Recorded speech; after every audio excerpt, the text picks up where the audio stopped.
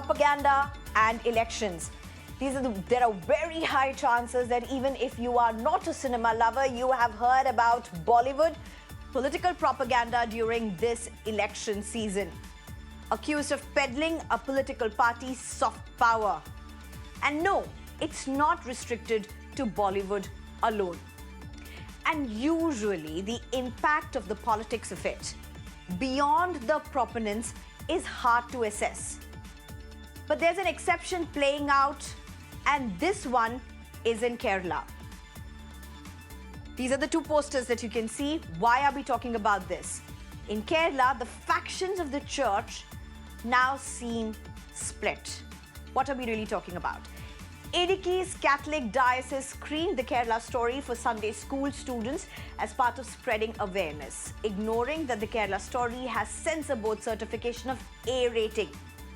And these were 10 to 12 class students, so definitely below 18. But that's just one part of the problem. Meanwhile, the Kerala Catholic Youth Movement units associated with the Talasheri Archdiocese and the Tamarasheri Diocese of the Siro-Malabar Church announced that they would continue to screen the movie for the church youths.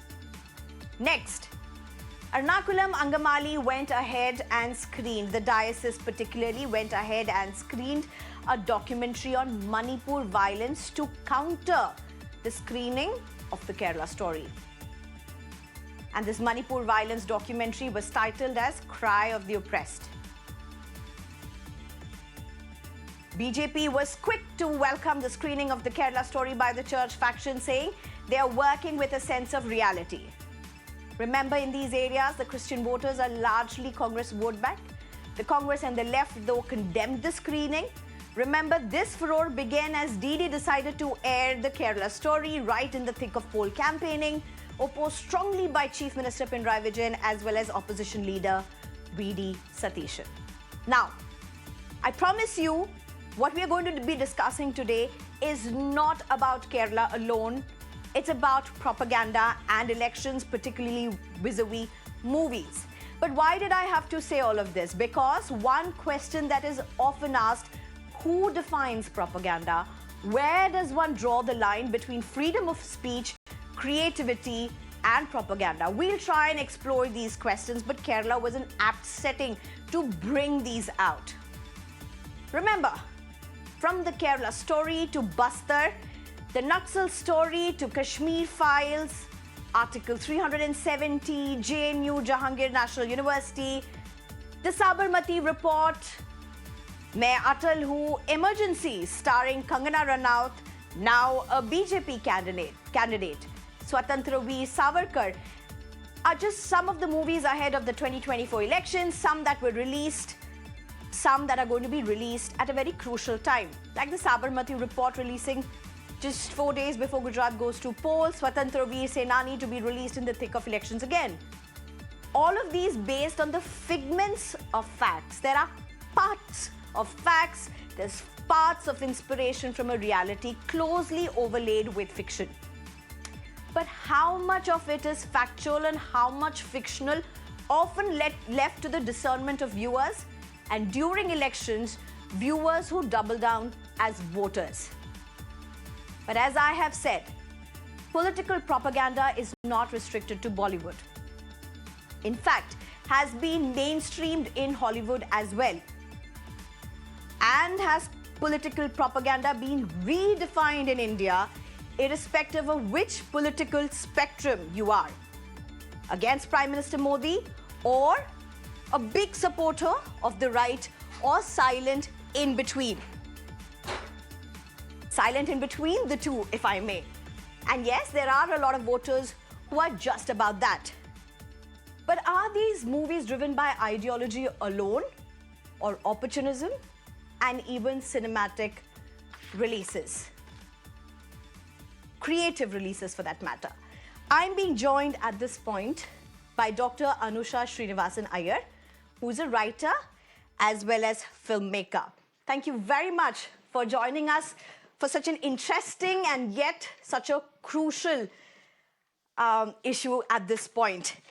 My first question to you really, Anusha Anusha Srinivasan Iyer at this point is, as a filmmaker, as a writer, as a critic who's followed film for a very long time, you have a very challenging role for us, and that is to bring about the paradigms very swiftly.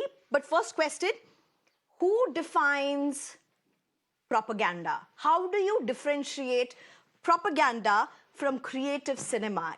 Are there clear lines?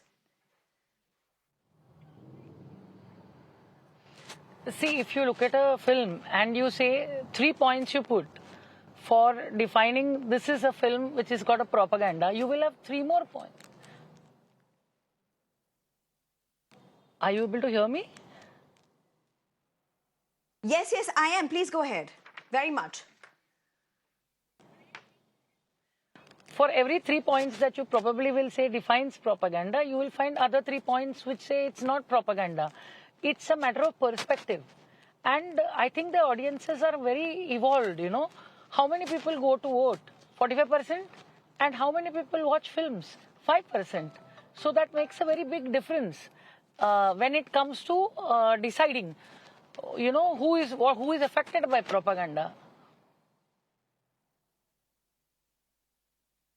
Okay, so Anusha, if you're saying it in that sense, then my next question would be, you know, there are so many aspects to filmmaking, to cinema, and to political discourses. One is, of course, the creative licenses, if I may. The other would be the story, and the third would be even funding.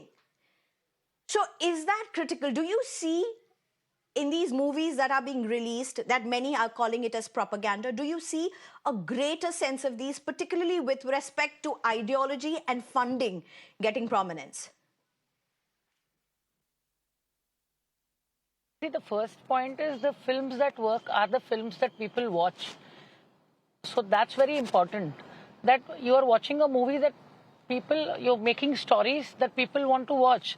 So if the audiences is not there, such kind of films will not be made.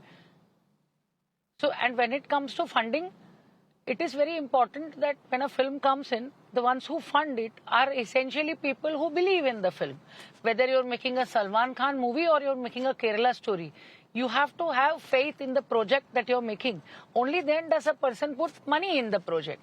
So the question of funding comes in only when a person who has faith in the particular concept works, and when an audience picks up the concept and it becomes a hit. Then you realize, okay, that's why a film which has been made at a small budget does very big, and a film which has been made at a very big budget flops very badly. The audiences do have their sense of understanding. So we must understand that today's audience is not like the Jaws audiences, where when Spielberg made Jaws, then everybody went out and decided to kill all the sharks to show that they are the men who hunt sharks. That time has changed. Today people pick up films that they want to watch, they want to see. And if you realize that for every Kerala story that is made, there are 100 Xerox copies that must have been made or in the process of making. It is not essential that every film which is made that way is a success. A film which is made and liked by the audiences become the success, whoever funds it. At the end of the day, the film is not a success because of the funding. The film is a success because the viewer has watched it all across the country.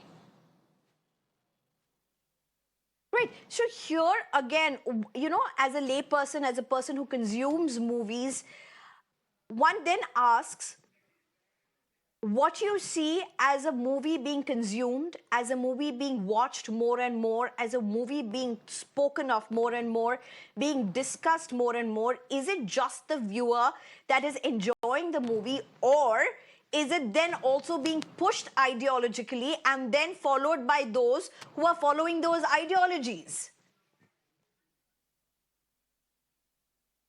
See, you know, at one point in time, we had decided that smoking should never be shown. Because when you show smoking, people will start smoking. It's like saying, suppose we show babies, everyone of us would go and have sex. It doesn't make sense. The audience is evolved. They pick and choose what they want. And that is what they take forward. So a hit is not because of the push, the propaganda or the marketing. The superstar films are always having high marketing expenses. And apart from the expenses, they have people who put money in the product. So what happens is, a film that could have probably been made for a 50 crores has probably got a 150 crore push. But does that mean every film is a hit? It is not. So it's always the audience's choice at the end of the day, irrespective of the ideology that it carries, irrespective of the funding that comes from, and also the push that they do. Because otherwise, a party that pushes the most would always win. End of the day, I think the Indian audiences and the Indian voter has a little more sense than just to believe everything that is being dished out to him. Okay, one more question, and as somebody who's very closely involved with filmmaking and writing as well, there are many who are saying that the way propaganda or political propaganda movies are being churned under the current dispensation, whether it was before 2019 or before 2024, has been unprecedented. How do you look at that? Yeah, there has been a surge of films that have come out, which are not like before. But the point is, in the end of the day, a film is always essentially for entertainment. So a person goes and watches a film for that element of entertainment, irrespective of the purpose that it has been brought out with. So if a film is not a good film, it will flop. If a film is a film that either touches the heart, the souls, or the sentiments, then it will work. So otherwise, if we keep making them watch different kinds of films, and this is what work, politicians would have only been making films till now, na? All right. Okay, thank you very much, Anusha Srinivasan Iyer. Thank you very much for joining us and giving your perspective on this. And while we are talking about the Kerala story, I'm also being joined right now by Sudipto Sen, who's the director for the Kerala story. Thank you very much, sir, for joining us. My first question, how do you look at what's happening with the Kerala story? It's at the center of politics. In fact, it's at the center of electoral politics with BJP, Congress and left, and now even the church.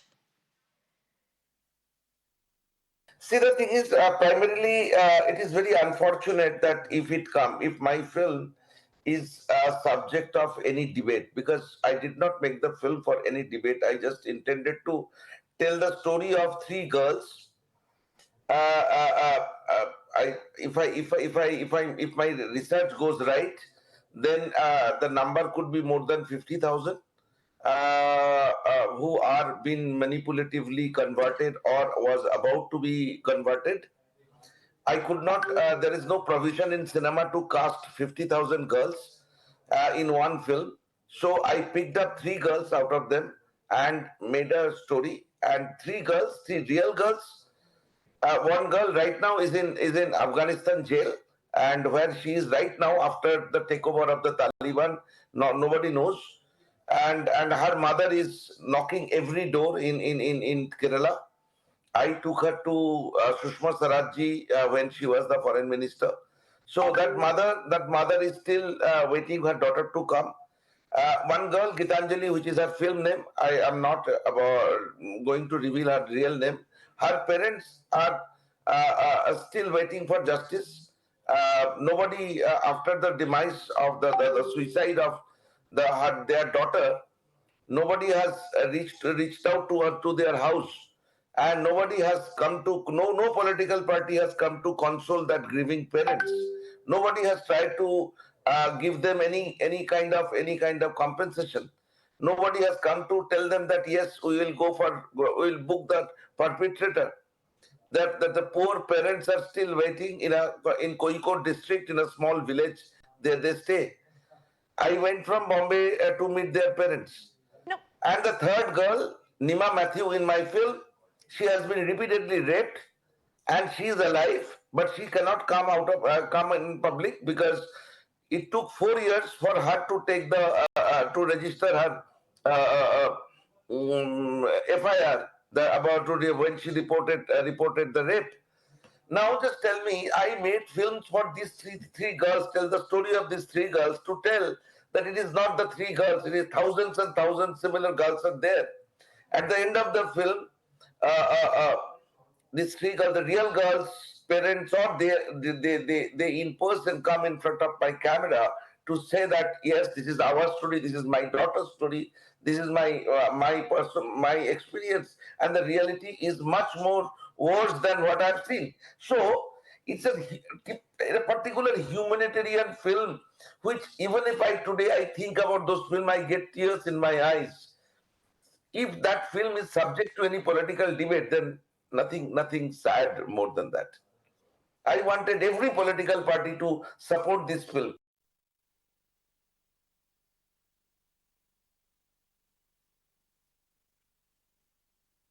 So, are you claiming that you did not make, neither do you see your movie as a propaganda? You did not make it as a propaganda. You claim that it was not made to suit a political ideology. Are you claiming that there was no political ideology that was backing you in this? Not at all, because for to become a filmmaker, I gave 30 years of my life. I studied cinema. I left my home, leaving my home 200 to 2,500 kilometers.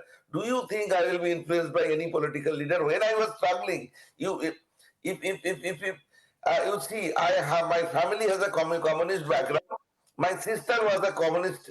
She was into jail for her politics. I have been exposed to all political parties. My intention was to tell the stories of the girls who are suffering Kerala. No. So if you are saying it was not a propaganda, then why was the description or the teaser changed from 32,000 girls to 3 girls, sir? It is the what had happened is the 32,000 number came on 2022, 10th of December, when our teaser was being released. When other coming to the camera saying it is a story of 32,000 girls. I'm sticking to that point that it is a story of 32,000 girls. How we have reached to this 33,000, and I'm telling you that the number is much more than that. Only the proof of 32,000 I got, so I mentioned 32. And in support to that document, on 6th of June 2023, exactly 6 months after the release of my film, me and my producer Bipul Shah released a YouTube video where every number has been described. We analyzed the whole, whatever complaint was against us, we answered those questions. But Okay. India, the journalism is the journalism of convenience. Politics is politics of convenience. So nobody bothered to go research that why we said that 30. It is just a matter that for 10 minutes our YouTube video has been hacked and somebody changed this 3 to 30, 32 to 3. The moment we come to know, we change the number again. But more than 20,000 screenshot been taken in that 10 minutes. Nobody asked that. That is what I'm saying, that nobody bothered to go to the real root of the truth. No, so how are you looking at the role of your movie or of movies that are being dubbed as propaganda this election season? I know I don't trust most of the politicians of this country, to be very honest. I don't want to get into left, right, center, because they don't have credibility. You also know. I think you are feeling happy that somebody is coming in front of camera to say that their credibility is under question. Their accountability is zero. The thing is, it is the all politics. Mamata Banerjee, the day she banned my film, just 2 weeks before, when BBC's video against Mr. Narendra Modi came and the government banned that video, Mamata Banerjee protested in the name of freedom of press, freedom of speech, freedom of expression, freedom of media. Same people started banning my campaign against my film and banning the film. So it is basically which can you understand the hypocrisy? Can you understand the dichotomous political ideology? No, but how do you counter the claims that there is an increase in political propaganda films under the current dispensation? Do you agree with it? How do you see it? Miss Koshi, I think the telling the story of Shalini Unnikrishnan and Gitanjali Iyer and Nima Mathew, whether you call it whatever, I am proud that I could manage to tell the story of three girls of Kerala and which represents more than 50,000 girls who have been deceived and cheated by manipulative conversion. You may call it whatever you want, but I am proud of my film. It is unfortunate that it has been subject to political debate. I will not be able to talk about other films, but I stand by my film. Every word spoken in the film, every shot shown in the film, I stand by that.